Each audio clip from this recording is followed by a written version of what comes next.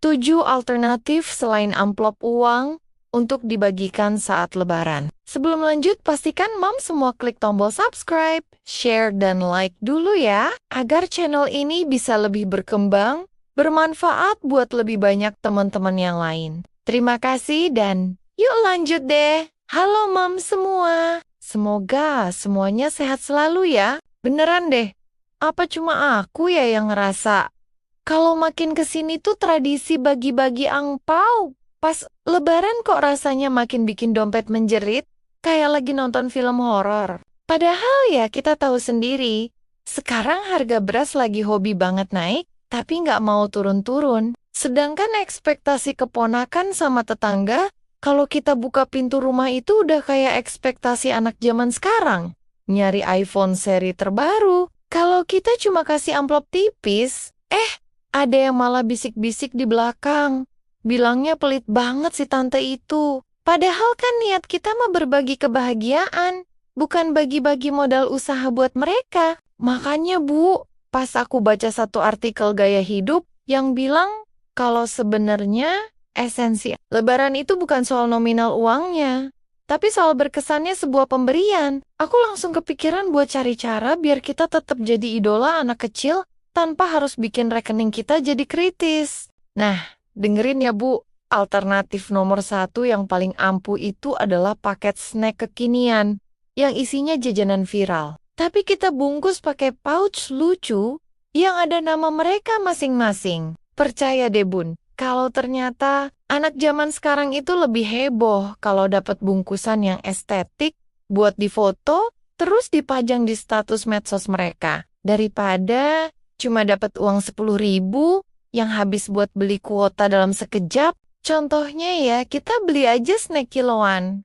Terus kita repackaging pakai pita warna-warni. Itu kelihatan niat banget.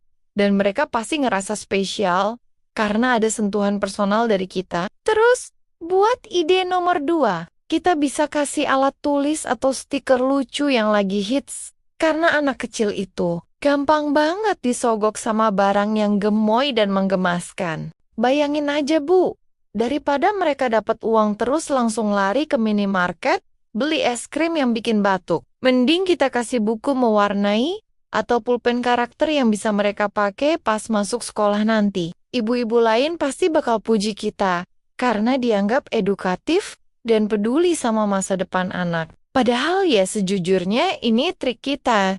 Biar pengeluaran lebih terkontrol, tapi tetap kelihatan royal banget. Alternatif nomor 3 ini favorit aku banget Bu, yaitu kasih voucher buatan sendiri yang isinya bisa ditukar sama pengalaman seru pas main ke rumah kita lagi. Misalnya kita bikin kupon yang tulisannya gratis, makan bakso sepuasnya di rumah, tante, atau bebas pilih mainan di keranjang hadiah yang udah kita siapin sebelumnya. Ini tuh asik banget, karena bikin interaksi kita sama ponakan jadi makin deket dan gak melulu soal transaksi uang di depan pintu, yang rasanya kaku banget, kayak lagi bayar cicilan motor. Kalau mau yang lebih berfaedah lagi Bu, nomor 4 kita bisa kasih bibit tanaman hias atau benih sayuran dalam pot kecil yang lucu banget buat edukasi mereka.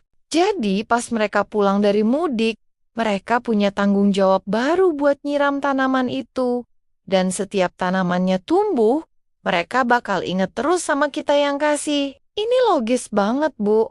Daripada uangnya habis buat beli petasan yang cuma bikin berisik dan bahaya. Mending kita kasih sesuatu yang hidup dan bisa bikin lingkungan makin asri, serta ijo royo-royo. Poin nomor 5, yang gak kalah seru adalah aksesori handmade.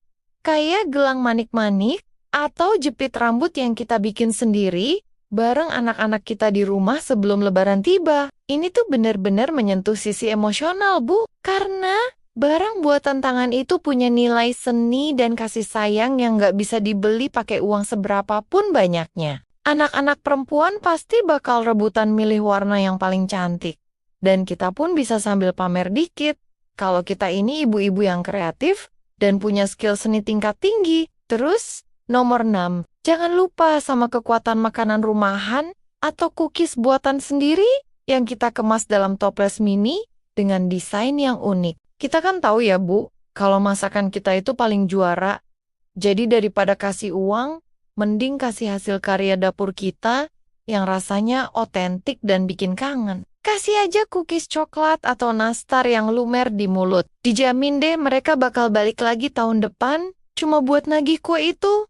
Dan lupakan soal amplop yang isinya sering, bikin kita pusing 7 keliling. Terakhir buat poin nomor 7, kita bisa kasih mainan tradisional kayak gasing kayu atau bekel yang sebenarnya bisa melestarikan budaya kita juga, biar mereka nggak main HP terus. Kita sebagai ibu-ibu pasti prihatin kan lihat anak zaman sekarang, kalau kumpul, Lebaran malah sibuk sama layar masing-masing, tanpa ngobrol sama sekali. Dengan kasih mainan fisik, kita secara nggak langsung ngajak mereka buat main bareng dan menciptakan suasana Lebaran yang rame dan hangat, kayak zaman kita kecil dulu yang penuh tawa. Intinya Bu, Lebaran itu kan momen kemenangan kita setelah sebulan penuh nahan lapar dan nahan emosi lihat cicilan. Jadi jangan sampai urusan amplop malah bikin kita stres lagi. Kadang kita emang suka kejebak sama gengsi sosial yang mengharuskan kasih uang banyak, padahal sebenarnya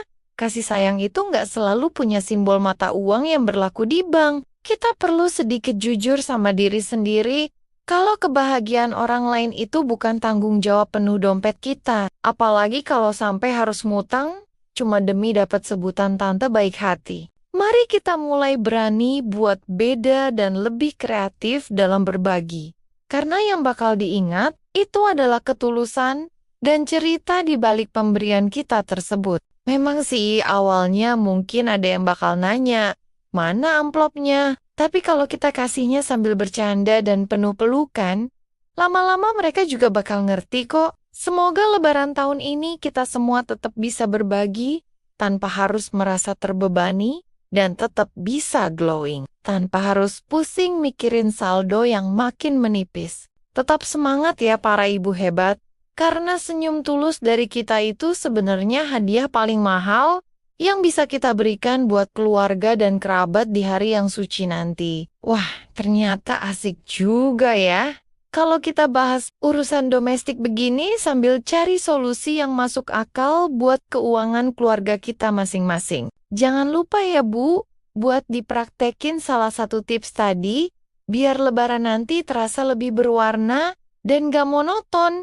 Cuma tuker-tukeran kertas berharga aja. Kalau ibu punya ide lain yang lebih gila atau lebih hemat lagi, coba deh bagiin ceritanya ke aku, biar kita bisa sama-sama belajar jadi menteri keuangan rumah tangga yang paling jenius. Sampai ketemu di obrolan berikutnya, Bu.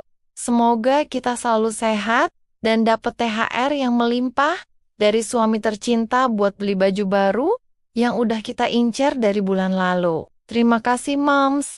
Semua sudah menemani dan mendengarkan ceritaku sampai akhir. Sampai ketemu lagi di video-video berikutnya. Jangan lupa share video ini ke teman-teman ya.